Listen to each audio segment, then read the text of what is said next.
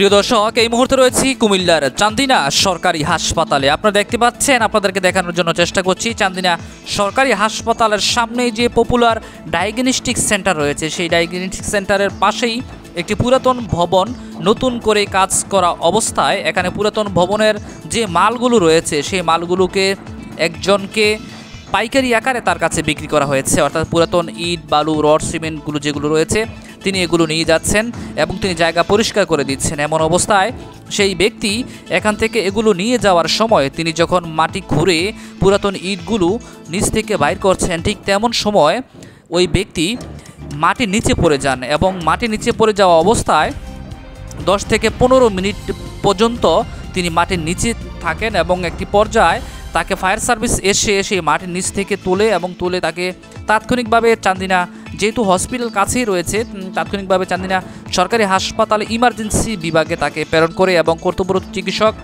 তাকে প্রায় 10 থেকে 15 মিনিট 20 মিনিট পর্যন্ত তাকে তাৎক্ষণিকভাবে চিকিৎসা দেন এবং চিকিৎসা দেওয়ার পরবর্তীতে যখন দেখছেন তার অবস্থা খুবই খারাপ এবং তাকে খুব দ্রুত তাকে কুমিল্লা মেডিকেল কলেজে তাকে এখান থেকে প্রেরণ করা হয়েছে।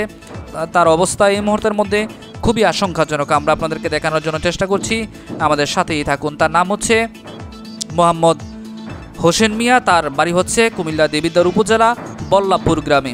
দেখানোর জন্য চেষ্টা করছি, আমাদের সাথেই থাকুন।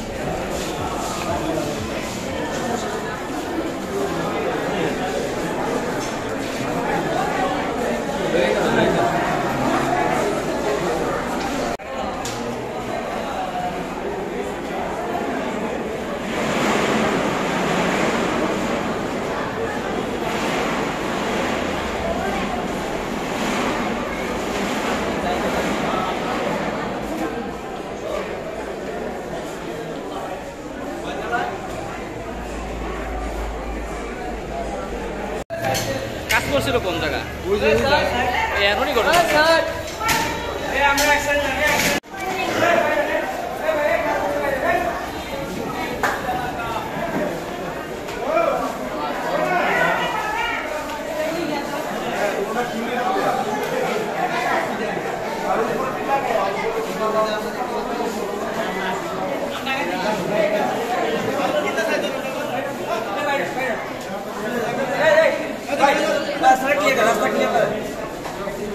এখানে আয় না, চলে যাবে।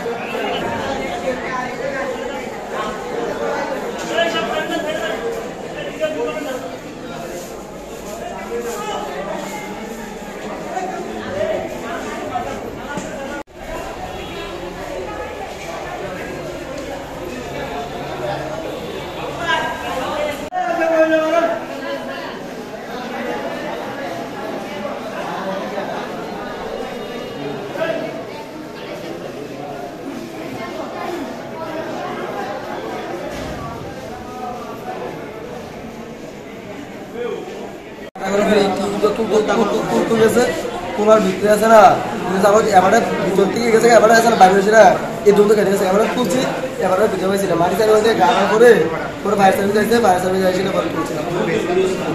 কয় মিনিট পরে হ্যাঁ, কয় মিনিট পরে তুলছে? ফায়ার তুলছে তো ওই 15-16 মিনিট, মানে আসতে একটু লেট হয়ে গেছে। তার মানে কল দেওয়ার মতো কেউ বাইরে আছে না, সবাই চাইতেছে চাই